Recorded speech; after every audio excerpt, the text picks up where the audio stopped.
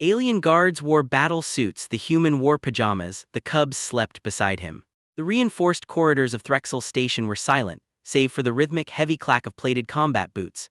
9 lethal specimens stood in a loose, jagged circle, and for the first time in the history of Gamma they weren't killing. They were staring at a pair of flannel slippers. One slipper bore a fading crescent moon, the other a smiling star. They squeaked against the scorched metal floor with each deliberate plodding step. "You stop, Instructor," Krellel barked, her voice amplified by her suit's external speakers. Her triple-segmented torso twisted, her hand white-knuckled around the grip of her concussion baton. "You are unshielded, unlicensed, and clearly suicidal. Step back from the classroom threshold." The man in the pajamas didn't stop. He took another step, the star slipper squeaking in the quiet, charged air. He held a thermos in one hand and a frayed, taped-together book in the other. He looked up at the towering, armored instructors with a look of mild, sleepy confusion. "Morning," Daniel Aris said, his voice quiet, lacking the sharp resonance of a drill sergeant.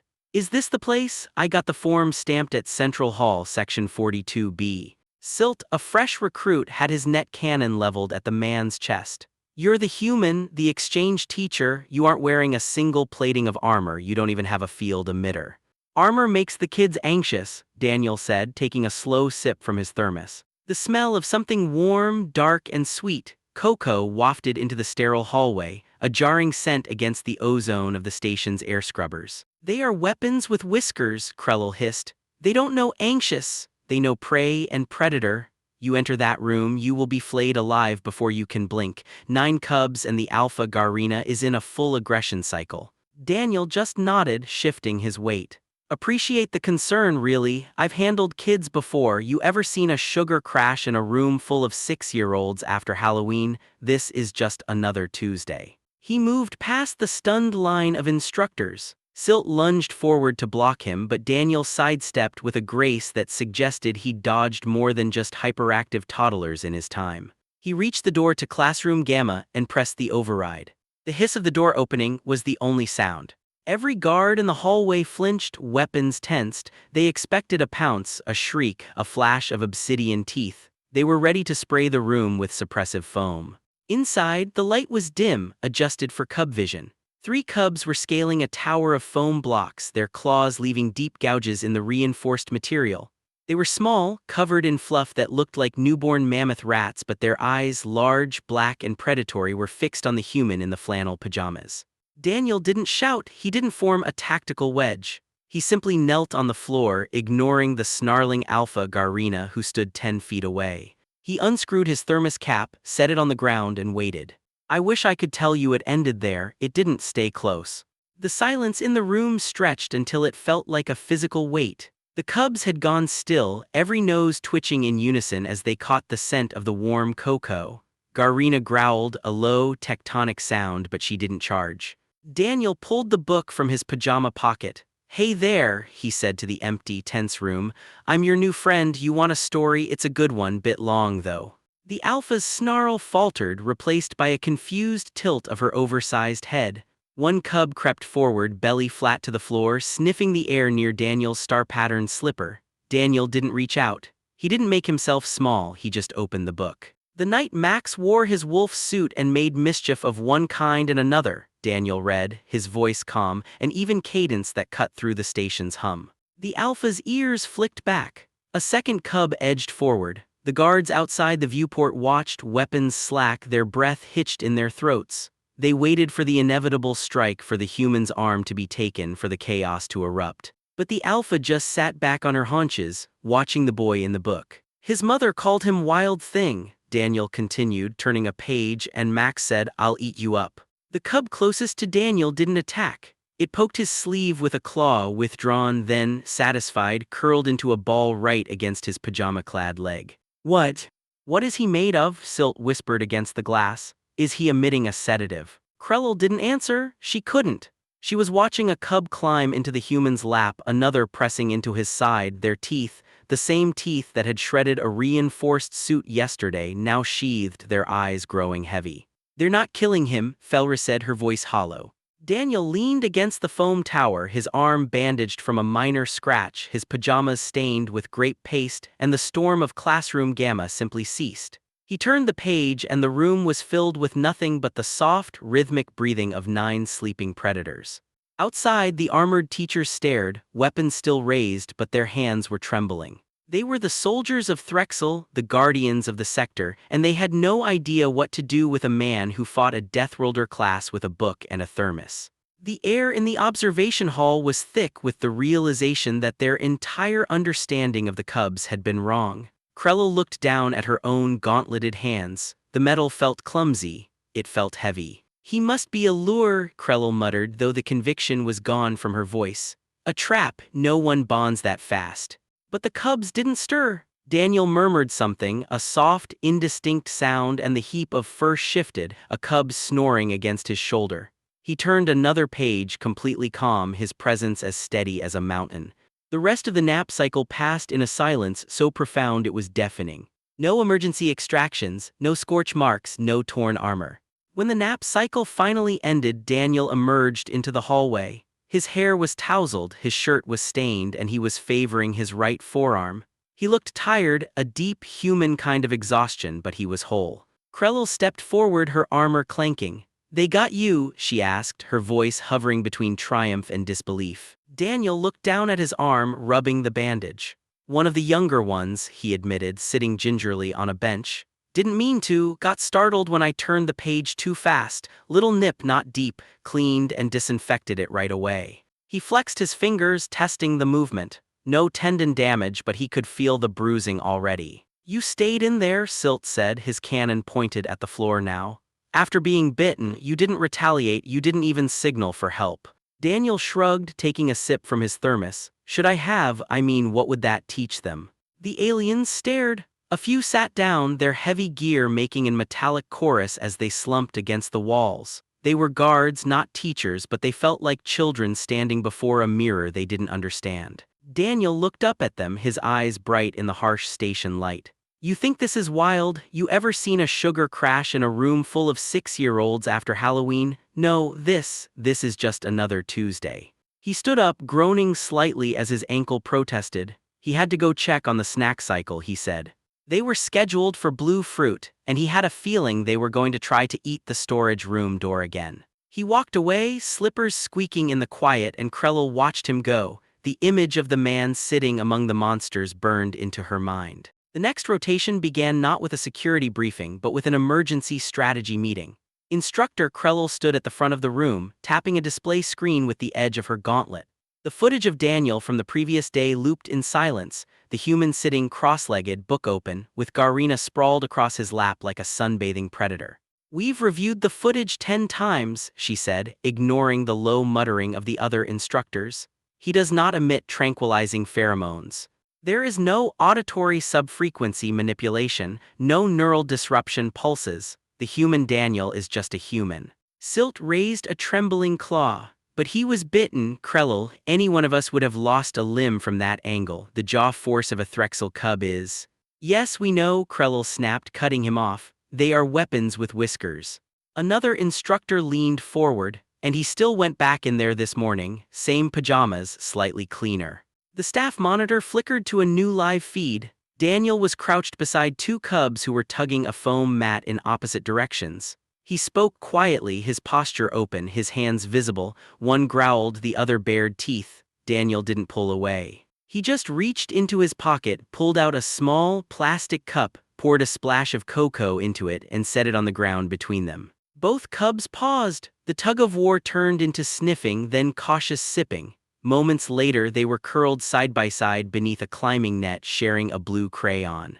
What is that drink?" asked Silt, his voice hushed with the awe of someone witnessing alchemy. "Cocoa," Krell said. "We scanned it, non-toxic, low stimulant content, contains sugar."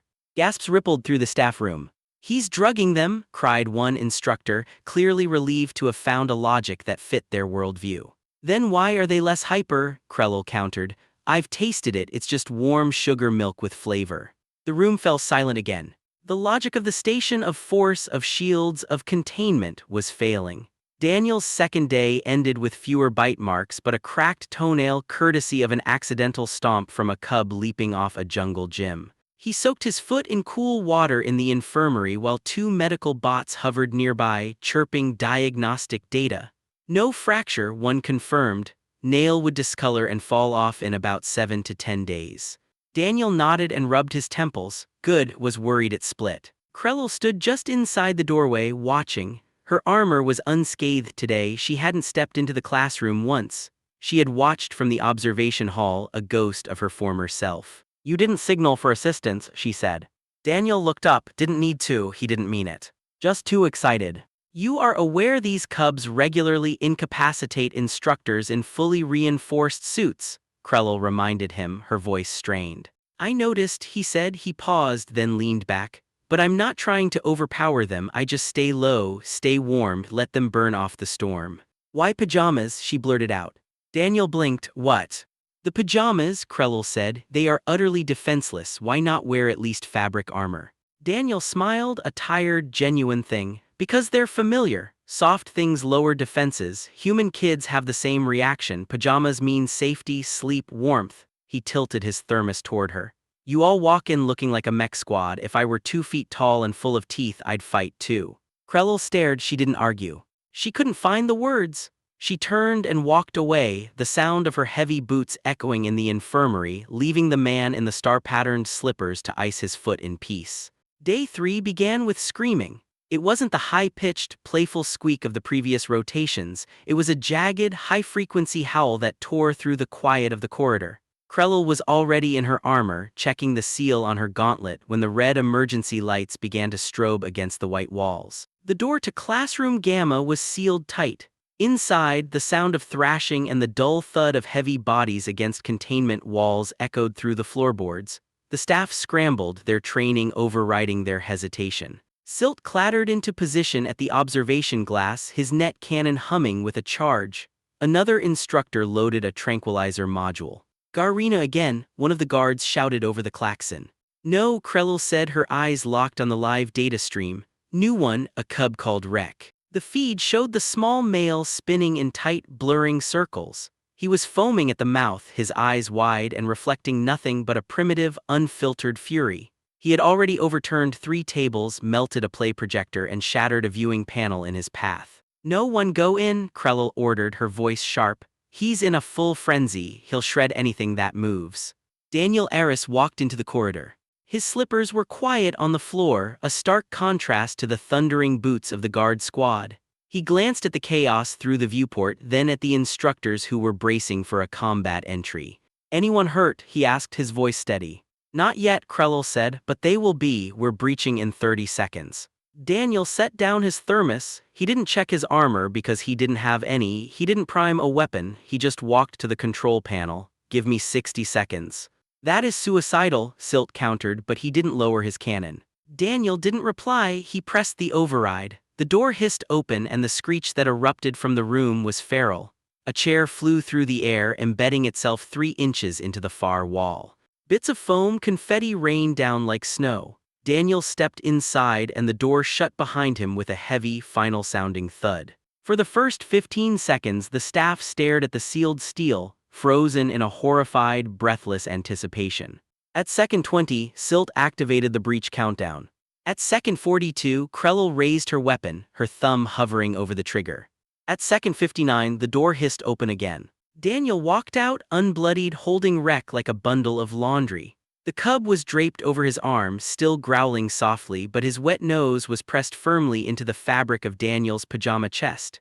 Daniel looked exhausted, a fine sheen of sweat clinging to his neck. He had one new, ragged bite mark on his upper arm, oozing faintly, but his hand cradled the cub's head with a gentle, rhythmic pressure. Get me some antiseptic and gauze, he said, his voice quiet. The medical bots moved fast, swarming him. Krell followed him into the infirmary, her armor feeling heavier than it ever had before. What did you do? She demanded. Daniel hissed as the bot dabbed at the wound. Just waited, sat down, told him a story I used to like when I was a kid, back when I got too mad to think. Was that the only injury? Daniel pulled back the pajama sleeve. There were 4 deep scratches, still weeping. Not the worst I've had, he muttered. How long will that take to heal? Scratches, 2 weeks, maybe 3. The bite's deeper though. You knew he could kill you, Krellel said, her eyes fixed on the wound. Yeah, Daniel replied. He looked at her then, his gaze clear, because he was scared. By the end of the week, Daniel's presence had become a routine that nobody in the administration wanted to officially acknowledge. The Cubs didn't charge the door anymore. They didn't attack new toys. One of them, Rex, even shared a paintbrush with a peer under Daniel's supervision. Daniel carried new scars, a red, jagged map of the week's work, one wrapped around his wrist like a bracelet, another trailed down the side of his calf. He limped on Fridays, favoring his left leg, but the Cubs followed him like ducklings trailing a parent. He still wore the pajamas. The armored instructors began watching more than they intervened. A few even began removing their helmets inside the observation chamber just to see him better. Why do they listen to him? Silt asked one afternoon, sipping warm broth. Because he listens to them, Krellel said. She surprised herself with the answer. It felt like a betrayal of every tactical manual she had ever memorized, yet it was the only thing that made sense. High Director Sorlin arrived that afternoon. Word had reached the upper levels of administration, and Sorlin had come to see the anomaly for himself. He wore ceremonial obsidian battle armor, the gold detailing shimmering under the station's artificial lights. He stepped into the observation room like a warlord inspecting a fallen enemy camp. "Where is the human?" he asked. Silt gestured to the glass. Daniel was sitting beneath the reading tree, singing softly. The Cubs were swaying in place, half asleep, drooling quietly. One had tucked herself under Daniel's pajama top, using his abdomen as a pillow. Sorlin blinked, his posture stiffening. "Is that allowed?" "It happens," Krellel said evenly. Sorlin crossed his arms, his obsidian plating clanking softly. "And you're all unprotected." Felra gestured to her vest, which was padded but not combat-rated. "This is the human's influence." Sorlin's voice held a sharp, dangerous disdain. "Bring him here now." The staff room was silent when Daniel arrived. He carried his thermos and a child's drawing stuck to his shoulder with a bit of paste. He looked tired. "Afternoon," Daniel said. "What can I do for you?" Sorlin's gaze swept over him, cataloging the scars, the limp, the soft fabric. "You have removed chaos from one of our most critical development environments." "That is not necessarily a compliment," Daniel noted, taking a slow sip. "You wanted the chaos." "Chaos sharpens instinct," Sorlin said, his voice dropping into a lecture. "Thal children must be prepared to defend themselves before they molt. Every cub in your classroom will one day enter military service." Daniel set his thermos down. He pulled back his sleeve, pointing to the healing bite, then the scar, then the limp. "They didn't get less aggressive," he said. "They got safe enough to stop showing it every second." Sorlin looked at the marks on the human's skin. He looked at the way Daniel didn't flinch, didn't posture, didn't try to look like a warrior. "What do you claim is responsible for this?" the director demanded. Daniel thought for a moment, then pulled the ragged, tape-repaired storybook from his pocket. "Words," he said simply, "and showing them that being cared for isn't a weakness." Sorlin stared at the book. The silence stretched. The director turned and left without another word, but the doubt had been planted. It was a crack in the armor, and the sound of it breaking was louder than any alarm. That evening, the director stood alone in his private observation chamber, watching the live feed of Classroom Gamma. He saw Daniel helping a cub practice counting toy moons. The human wore a navy blue pajama set dotted with tiny orange rockets. His limp was slightly better, but there was a stiffness to his movement that suggested the price of this piece was paid in daily doses of agony. Sorlin watched as Garina curled around Daniel's foot, humming a low, vibrating sound. It was the frequency of the cub's deep sleep state. It was a sound Sorlin hadn't heard in years. He realized then, with a jolt of cold, sharp dread, that he was looking at the most efficient weapon the station had ever possessed. It wasn't the teeth. It wasn't the claws. It was the fact that this man had managed to rewire the instincts of a species that was supposed to be unchangeable. If this human could turn their soldiers into students, what could he do to the adults? Sorlin gripped the rail of the viewing platform, his obsidian gauntlets digging into the metal, leaving deep, permanent indentations. He wasn't afraid of the cubs anymore. He was afraid of the human. He keyed a secure line to the defense command, his voice tight. "Terminate the current observation log, wipe the records of the Cub Frenzy incidents. If anyone asks, the classroom is back to standard tactical training as of tomorrow morning." He had to contain this. He had to stop the spreading virus of calm. But down in the infirmary, Daniel sat with his ankle elevated. Krell stood in the doorway. She wasn't armored, she didn't look like a soldier. She looked like someone who was finally, for the first time, wondering what came next. "He's going to stop it," she said. "I know," Daniel replied. "Then why are you still here? You can leave, you've done what you came to do." Daniel looked at the drawings on the table, crudely rendered stars and stick figure slippers. "Because tomorrow is a new story," he said, "and the cubs are waiting." The station felt brittle. The comm was a fragile glass-like thing, and outside in the corridors the sound of armor shifting, new guards arriving, fresh, tense, ready for war, began to drown out the quiet hum of the classroom. The dread bomb had gone off, the authority knew they were wrong, and that realization was about to make them more dangerous than the cubs had ever been. The hum of the station's air recyclers seemed to sharpen, taking on a predatory edge as the new guard took their positions outside the classroom. They weren't here to learn, they were here to sanitize. The classroom door hissed open, and instead of Daniel, a trio of squad leaders strode in. Their armor was pristine, their weapons holstered in quick-release rigs. They didn't look at the toys or the drawings or the small, shivering heap of cubs huddled in the corner. They looked only at the man in the navy blue rocket pajamas.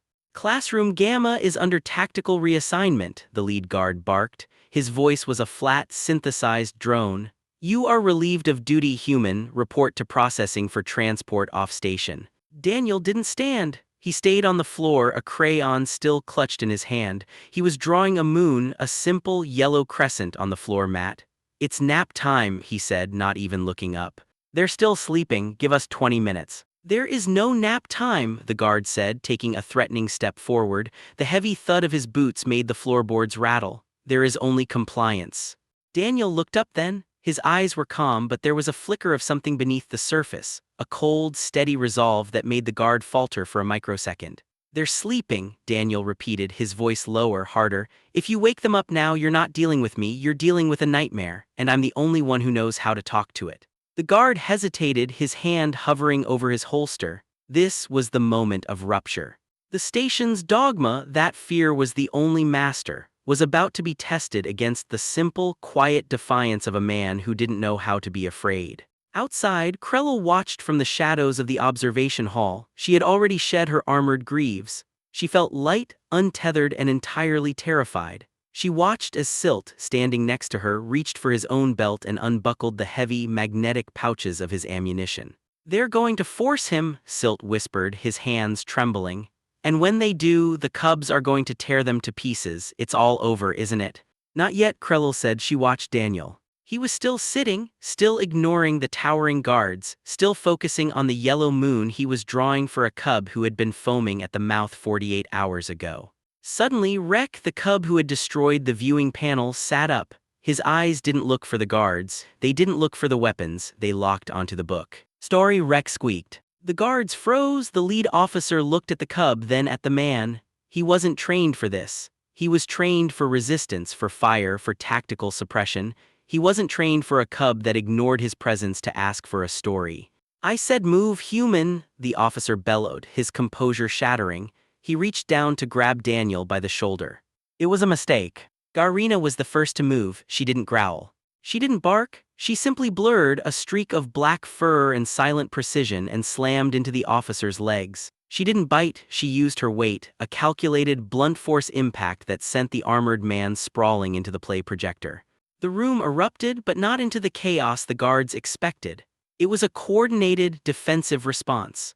The cubs moved not as a pack of predators, but as a unit, blocking the guards, circling Daniel, their bodies forming a living wall between the intruder and the teacher. "He is ours," Garina hissed, her voice vibrating with a depth that shouldn't have existed in a throat that small. The guards retreated to the doorway, their guns raised but not firing. They couldn't shoot, not with the cubs in the way, not with the cameras live, not when the optics would look like the slaughter of children. "We have a problem," the lead officer muttered into his comms. "The human he's barricaded, we have a total tactical stalemate." Across the station, the command center went silent. The dread bomb had landed, the realized, cold truth that their best soldiers couldn't handle the situation because the situation no longer followed the rules of war. Daniel didn't look at the guards, he didn't look at the chaos, he reached out and picked up the book. "Sit down, Rek," he said gently. "Garina, back to your mat, we aren't done yet." The cubs obeyed. They settled back into a circle, their backs to the guards, their attention fixed entirely on the man with the star slipper. Krell gripped the edge of the glass in the observation hall. She realized then that the conflict had moved beyond the room. It was now a question of what the station was, a machine for war or something else. And the answer was sitting on the floor in a pair of rocket-patterned pajamas, calmly turning a page while the most powerful men on the station stood paralyzed in the doorway. The silence that followed was heavy, laden with the electricity of a dozen open loops. What would happen when the food ran out? What would happen when the guards received orders to use lethal force regardless of the optics? And why, even with the weapons leveled at their hearts, did the cubs feel safer than they ever had in the armory? Silt leaned in closer, his voice barely a breath. He's not fighting them, he's making them irrelevant. He's not making them irrelevant, Krell corrected, her gaze fixed on the man. He's making them obsolete. And then the quietest, most terrifying rehook of all occurred. A single, crisp chime echoed through the classroom. It was the station's lockdown alarm, the one that sealed all doors and cut power to sectors in the event of an atmospheric breach or, in this case, a total structural collapse of authority. The door to classroom Gamma slammed shut, locking everyone inside, guards, teacher, and cubs, in a room with no way out. The power dipped, the lights flickered, and then, in the pitch black of the emergency override, a cub started to laugh. It wasn't a growl. It was a genuine, high-pitched, childish sound of amusement. The guards panicked. They scrambled for their night vision goggles, their footsteps chaotic and loud while in the dark the cubs moved. Daniel's voice came out of the void, serene and dangerous. Eyes down, tails up, nobody moves. The station was watching, but for the first time, nobody knew what was happening in the dark. The guards panicked. They scrambled for their night vision goggles, their footsteps chaotic and loud while in the dark the cubs moved. Daniel's voice came out of the void, serene and dangerous. Eyes down, tails up, nobody moves. The room was a sensory minefield. To the guards, the darkness was an enemy. To the cubs, it was a familiar playground where they knew every texture of the foam floor and every corner of the ceiling. A guard's heavy boots skidded on a stray block. A metallic clatter rang out, the sound of a weapon hitting the floor. "Contact left," the lead officer shouted, his voice cracking with a high-pitched human terror. He fired a burst from his pulse rifle. The bolt illuminated the room for a millisecond, revealing a wall of fur and obsidian teeth mere inches from his face. Then darkness returned, absolute and suffocating. Daniel didn't run. He sat perfectly still, his back against the synthetic reading tree, his heart beating a slow, steady rhythm that the cubs had learned to sync with over the last month. He didn't need to see them. He could feel the shift in the air pressure as they circled the intruders, moving with the silent, predatory grace of ghosts. "Stop," Daniel commanded. It wasn't a request. It was the same tone he used when a cub reached for a hot wire or a sharp edge. The room went deathly still.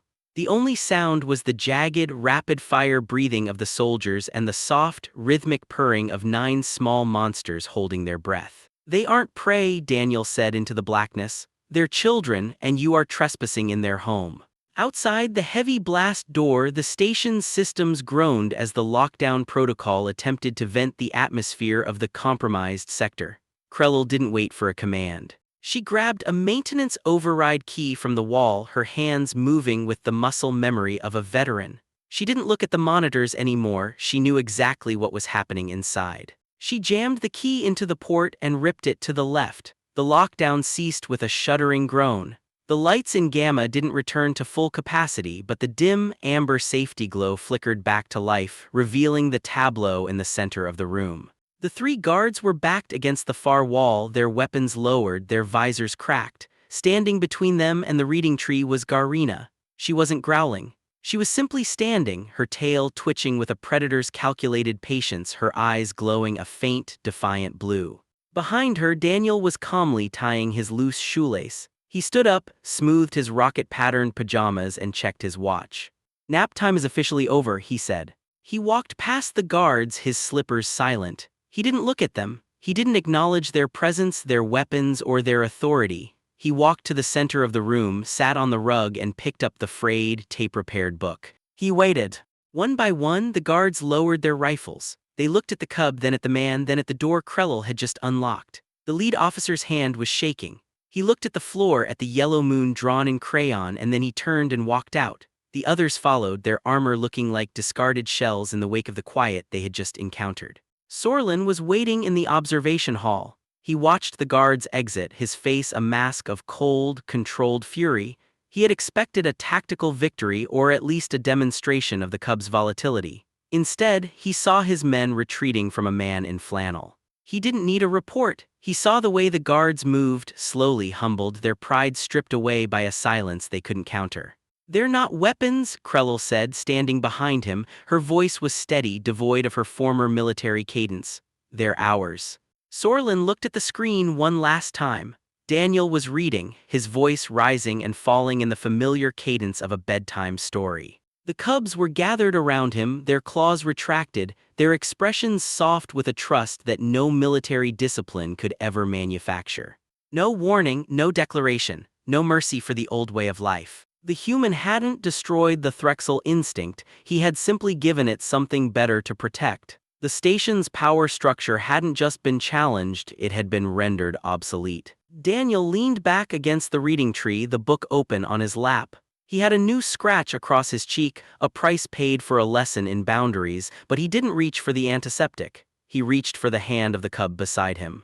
He didn't look up when the station lights fully cycled, when the order to monitor, "Do not engage," finally flashed across the command consoles, or when he heard the heavy, uncertain footsteps of new instructors arriving at the door, not to suppress but to observe. He just turned the page. The story was long, and for the first time in the history of the station, there was nothing but time. The book rested on his knee, the star mapping cover facing the ceiling. The cubs slept in a heap, their breathing synchronized with his. He touched the frayed corner of the page, a quiet mark of the work left to do. Outside, the station's iron order remained, brittle and waiting to be replaced. The moon he had drawn on the floor glowed faintly in the dim amber light.